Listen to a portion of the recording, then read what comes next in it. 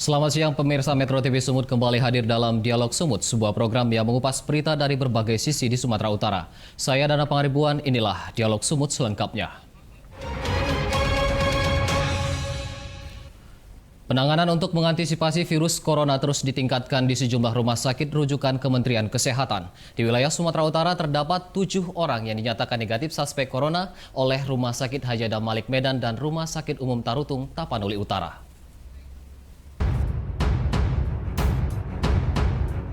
Wabah virus corona atau COVID-19 telah menyebar di 105 negara di dunia termasuk Indonesia. Kementerian Kesehatan Republik Indonesia menyampaikan sebanyak 19 orang dinyatakan positif terjangkit corona. Berbagai penanganan pun terus dilakukan pemerintah mulai dari memperketat pengawasan di gerbang masuk Indonesia, penyediaan ruang isolasi hingga meredam kepanikan di masyarakat. Di Sumatera Utara, penanganan terhadap virus corona dengan melakukan observasi 4 orang warga yang diduga suspek corona, namun hasil akhirnya negatif. Sama halnya di Tapanuli Utara, RSUD Tarutung melakukan observasi 4 orang yang diduga suspek corona sejak 3 Maret lalu dan dinyatakan negatif corona.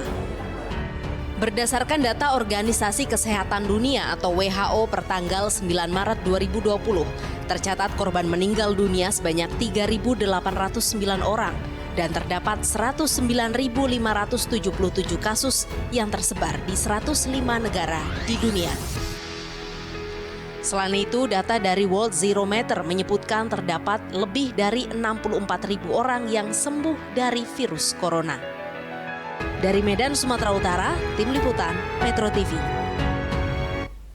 Dalam Dialog Sumut hari ini kita akan membahas tema Jangan Panik Hadapi Virus Corona bersama dengan Kepala Dinas Kesehatan Provinsi Sumatera Utara Alwi Mujahid dan Ketua Komisi DPRD Sumatera Utara Dimas Triaji. Selamat siang Bapak-Bapak. Selamat siang. Terima kasih sudah hadir di studio Metro TV Sumut. Nah, untuk membuka dialog kita hari ini saya akan terlebih dahulu bertanya kepada Bapak Kepala Dinas Provinsi Sumatera Utara Pak Alwi. Pak Alwi, ini kan ada 19 orang yang dinyatakan positif terjangkit virus corona di Sumatera Utara. Untuk wilayah Sumatera Utara sendiri seperti apa saat ini? Di Indonesia maksud saya.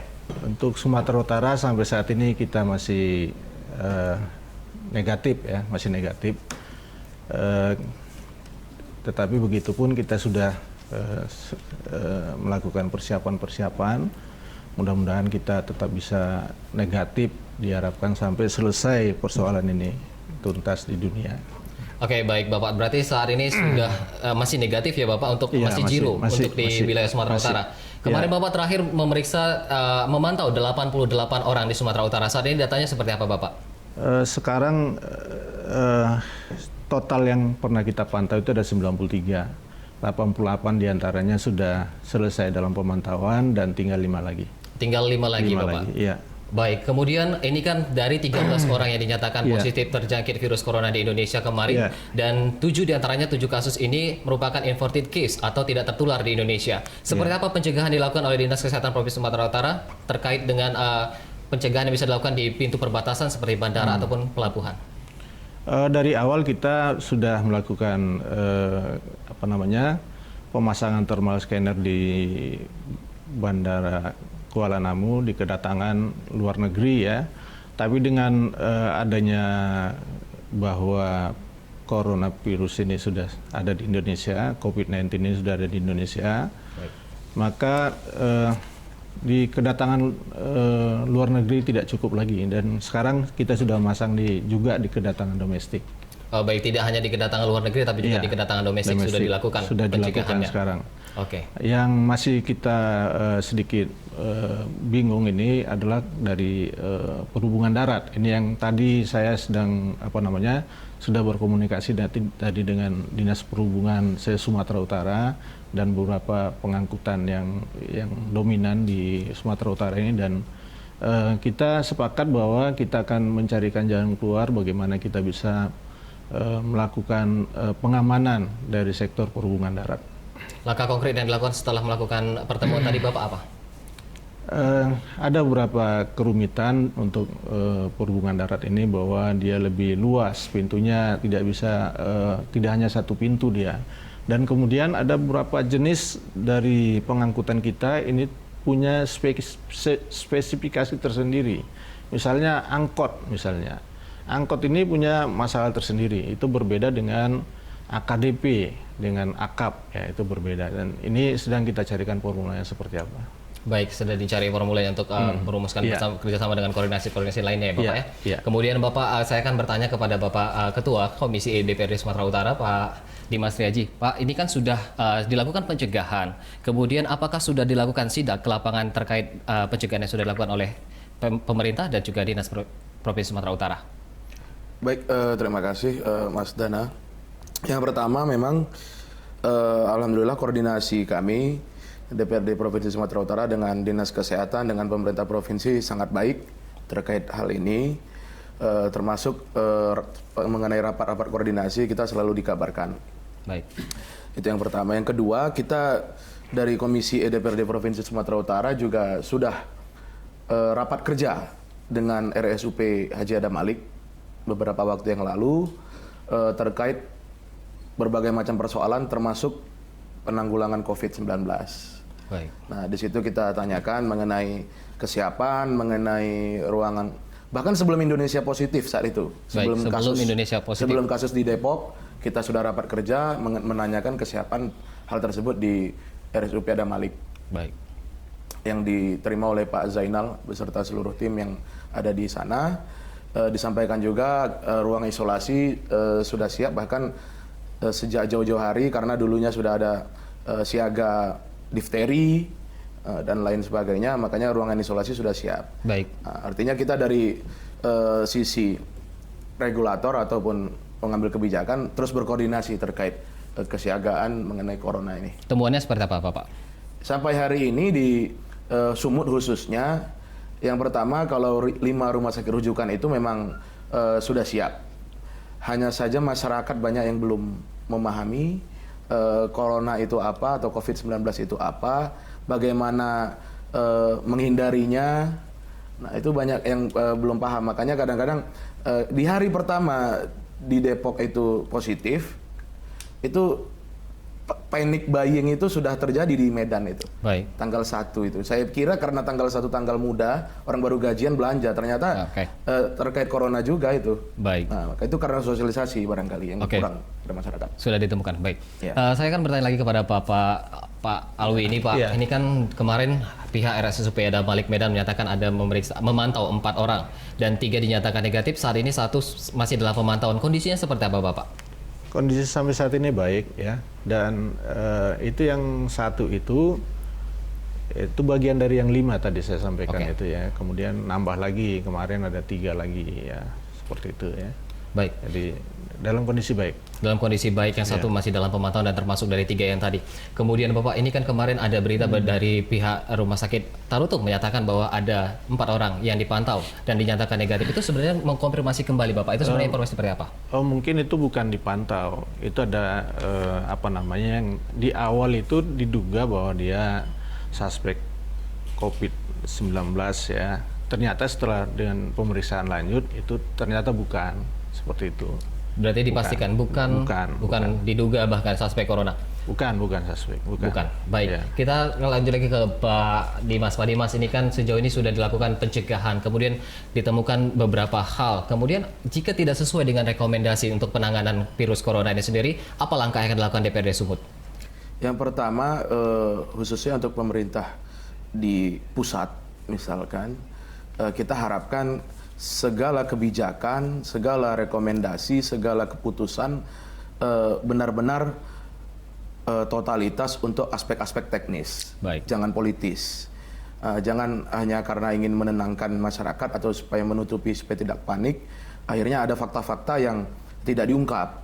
Nah, padahal menurut kami di Sumatera Utara ini kita khususnya mudah-mudahan zero terus COVID-19 ini. Cuman kalau tidak dibarengi dengan sosialisasi, apalagi transportasi, mobilisasi masyarakat ke Medan, ke Jakarta dan sebaliknya, termasuk ke Pineng hari ini masih dibuka, pulang pergi. Saya kira kalau kita tidak antisipasi dengan benar, hal-hal yang tidak baik itu saya khawatirkan bisa terjadi di Sumatera Utara. Mudah-mudahan tidak. Makanya saya harapkan semua koordinasi di berbagai tingkatan sampai kelurahan sampai desa itu benar-benar digalakkan lah. Baik, berarti untuk sosialisasi dan juga koordinasi kepada stakeholder terkait harus ditingkatkan. Dan selanjutnya nanti tidak hanya membahas soal pencegahan, tapi juga penanganan dan juga penanggulangan virus corona. Tapi di segmen berikutnya, dan bagi Anda warga Kota Medan yang ingin bergabung di dialog interaktif kita, boleh menghubungi di 06180039630. Sesaat lagi kita akan kembali setelah jeda berikut ini.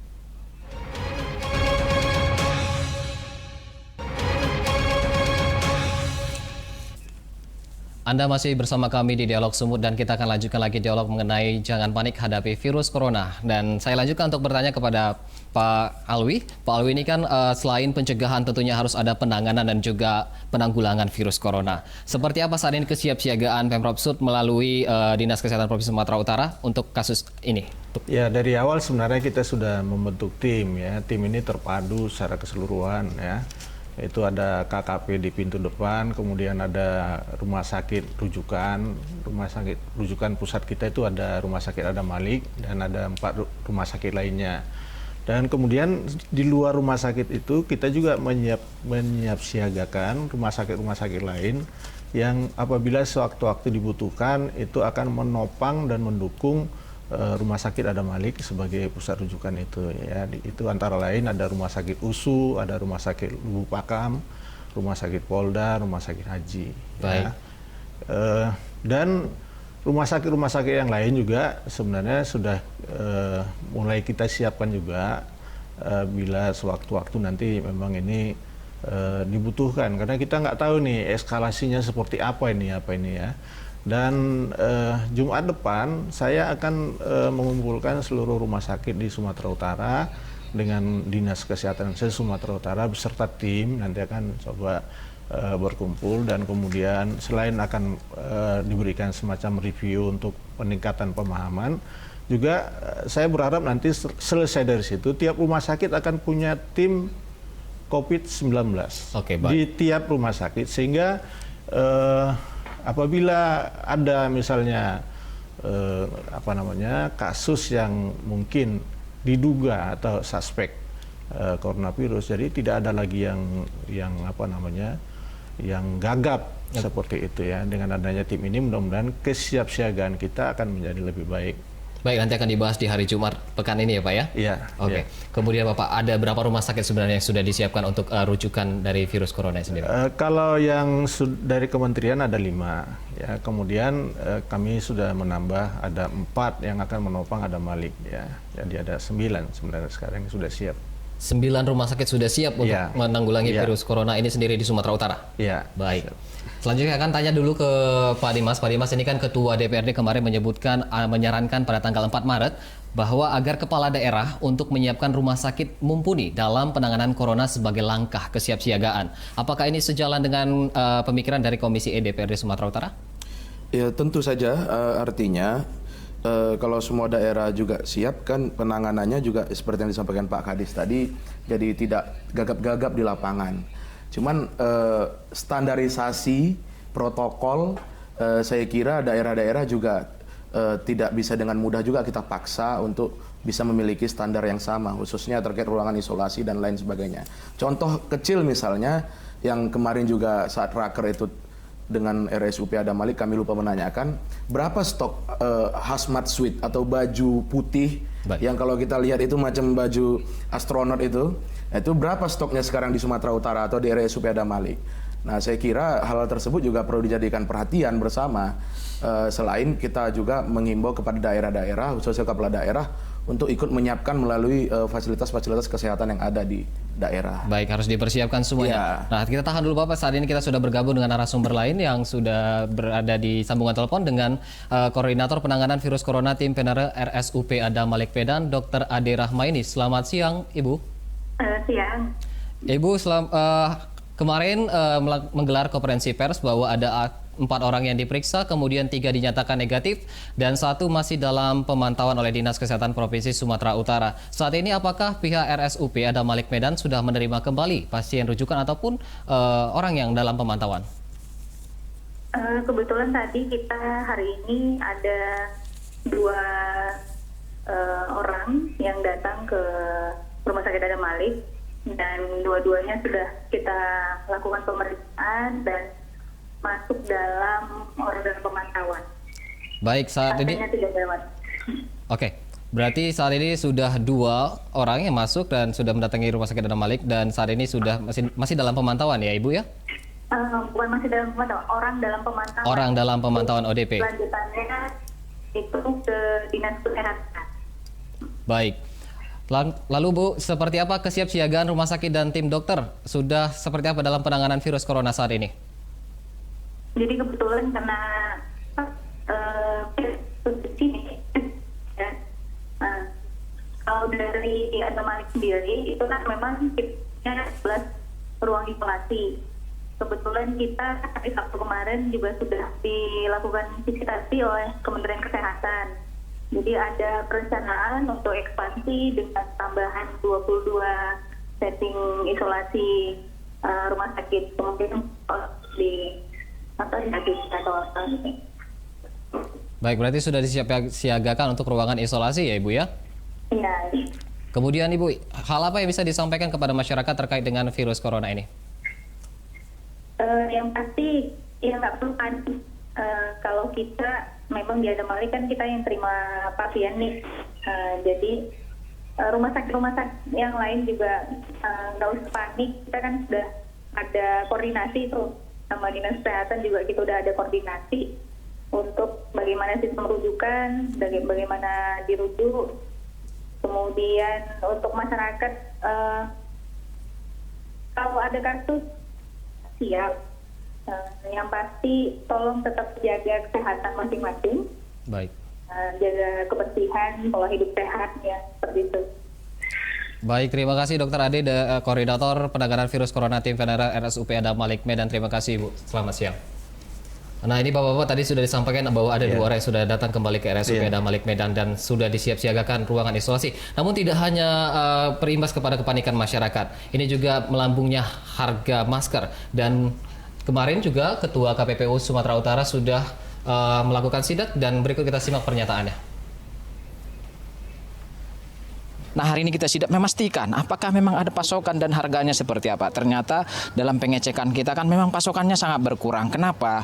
Dari pabrikan yang ada di Surabaya maupun dari Bandung pasokannya sangat berkurang. Kalau bisa operasi masker lah, karena ini kebutuhan masyarakat, biar para distributor itu ada pengadaan untuk ada operasi masker kepada harga yang. Baik Bapak, tadi sudah ada pernyataan dari Ketua KPPU Wilayah 1 Sumatera Utara. Tadi menyatakan bahwa masker melambung tinggi. Bagaimana mungkin dari Pak Dimas dulu, seperti apa menyikapi hal tersebut? Yang pertama, kalau kita ambil kasus Jawa Timur atau Surabaya, di sana pemerintah langsung mengalokasikan masker ke kantor-kantor kelurahan. Jadi pemerintah mengambil alih tanggung jawab tersebut. Terlepas memang di pasar juga tetap ada barangnya, namun pemerintah langsung mengambil inisiatif, mengambil tindakan taktis. Di kelurahan-kelurahan sudah disediakan stok masker kepada masyarakat. Artinya supaya masyarakat tidak panik dan tidak sampai ada yang tidak dapat, ada yang dapat begitu. Karena ada perilaku yang ingin memborong masker-masker tersebut. Selain masker, tadi yang disampaikan Pak Ketua KPPU, saya kira beberapa bahan-bahan pokok atau bahan pangan juga perlu jadi perhatian bersama. Baik. Hari ini harga jahe saja misalnya sudah 3 kali lipat, 4 kali lipat di luar harga biasanya. Baik. Karena dipercaya herbal-herbal ini juga memang sangat ampuh menangani atau antivirus. Makanya selain masker, harga-harga bahan pangan juga perlu jadi perhatian bersama setiap kita, khususnya dari pemerintah, agar tidak menimbulkan keresahan yang berlebih di masyarakat. Baik, berarti tidak hanya berimbas kepada masker namun juga bahan-bahan pangan. Pak Alwi ini kan menyikapi hal tersebut seperti apa sebenarnya Bapak terkait dengan naiknya harga masker ini Bapak? Ya mungkin upaya kita adalah bagaimana menjelaskan penggunaan masker yang benar. Sebenarnya masker itu digunakan oleh orang yang sakit harusnya. Nah, tapi karena orang yang sakit tidak menggunakan, akibatnya orang yang sehat terpaksa menjaga diri. Ini yang menjadi persoalan. Jadi bagaimana kita kemudian berupaya tetap mensosialisasikan bagaimana cara masker yang benar, siapa yang harus memakai masker dan sebagainya. Itu menurut saya akan bisa menurunkan itu ya. Barangkali dari kita itu yang bisa kita lakukan. Oke, baik. Akan selalu dilakukan sosialisasi ya Pak terkait dengan penggunaan masker ini sendiri. Baik, nanti kita akan bicara soal sosialisasi dan juga hal-hal apalagi jika masyarakat ingin menghubungi dari Dinas Kesehatan Sumatera Utara untuk mengetahui informasi valid tentang virus corona ini. Setelah lagi kita akan bergabung. Dan bagi Anda warga Kota Medan yang ingin bergabung di dialog kita boleh menghubungi di 061 8003 9630. Sesaat lagi kita akan kembali setelah jeda berikut ini.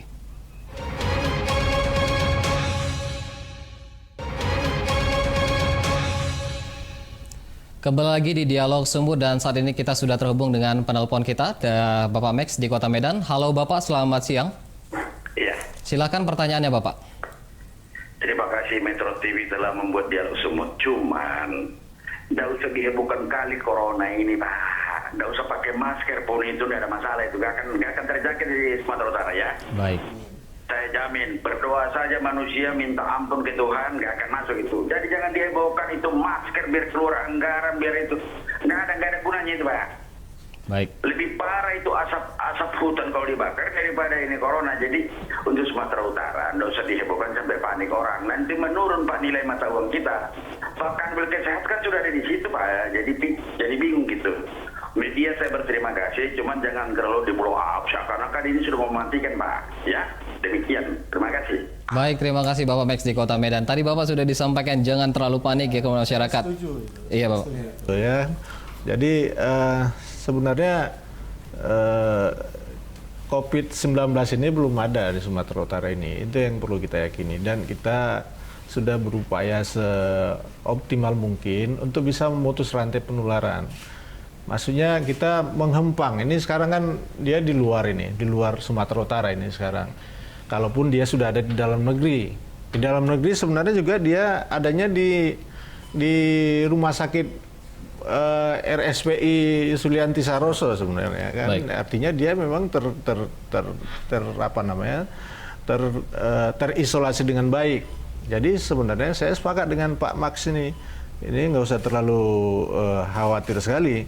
Yang perlu kita perbaiki adalah bagaimana pola hidup bersih dan sehat kita itu menjadi budaya sehari-hari. Seperti itu memang harus, karena bukan hanya untuk COVID-19 ini, itu untuk kehidupan kita sehari-hari juga memang sangat dibutuhkan. Bapak menyikapi kepanikan masyarakat tentunya ini kan menjadi harus diantisipasi oleh pemerintah Provinsi Sumatera Utara. Kemudian bagaimana masyarakat yang ingin mengetahui informasi valid seputar virus corona ini bisa menghubungi kemana Bapak? Ya, salah satu yang membuat kesulitan dalam penanganan COVID-19 ini kan adalah kepanikan masyarakat. Termasuk tadi panik terhadap masker, panik terhadap macam-macam itu kan, yang seharusnya tidak perlu. Oleh karena itu kami menyiapkan call center kita untuk bisa mengkonfirmasi bila ada informasi-informasi yang diterima oleh masyarakat, yang kemudian sebelum itu dikonsumsi, sebelum itu diyakini menjadi sebuah kebenaran, silakan dicek dulu ke call center kita di 0821 6490 2482. Saya ulangi 0821 6490 2482. Ini jadi 24 jam Pak. 24 jam. Ya, kita harapkan dengan adanya call center ini masyarakat menggunakannya dan kemudian bermanfaat, tentu kita harapkan kepada masyarakat, sehingga masyarakat kita yang sebagian besar nih sepertinya sekarang ini sumber beritanya dari medsos ini perlulah untuk bisa mengkonfirmasi ini dulu sebelum itu dikonsumsi, apalagi sebelum disebarkan. Baik. Sehingga kalaupun itu disebarkan adalah memang informasi yang sudah clear, informasi yang sudah benar. Oke, baik. Sebelum itu Bapak, kita akan coba melihat seperti apa cuplikan untuk edukasi pencegahan virus corona berikut ini. Pemirsa, banyak dari kita yang belum mengetahui seperti apa sebenarnya penularan dari virus corona ataupun yang biasa disebut COVID-19 dan bagaimana sebenarnya untuk mencegah diri dari wabah virus corona. Mari. Nah, berdasarkan penelitian, hal pertama untuk mencegah diri dari virus corona adalah menjaga jarak aman ketika kita berinteraksi dengan orang banyak.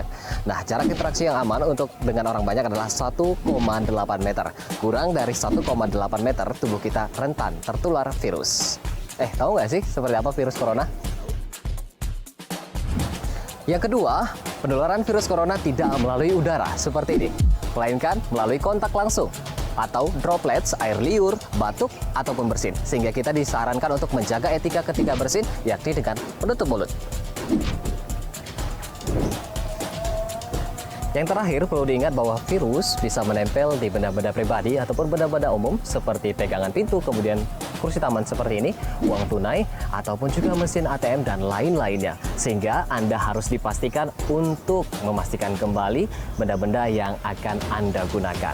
Nah, informasi terakhir adalah Menteri Kesehatan Republik Indonesia, Terawan Agus Putranto menyampaikan bahwa masker itu kan sebenarnya yang dipakai oleh orang yang sakit. Kalau mereka yang tidak sakit, tidak perlu pakai masker. Pemerintah juga memastikan stok bahan makanan dan juga obat-obatan aman di Indonesia. Selain itu, yang perlu kita ingat bahwa orang yang positif terjangkit virus corona dapat disembuhkan. Nah, memang korban tewas untuk akibat virus corona ini sendiri ada sebanyak 3.000 jiwa. Namun perlu diketahui bahwa orang yang sembuh dari virus ini ada lebih dari 50.000 jiwa. Jadi, mari bersama kita tangkal corona, jangan panik, dan tetap terapkan pola hidup sehat. Demikian dari Medan, Sumatera Utara, Dana Pangaribuan, Edi Sendiri, Metro TV. Baik Bapak-Bapak, tadi kita sudah lihat cuplikannya.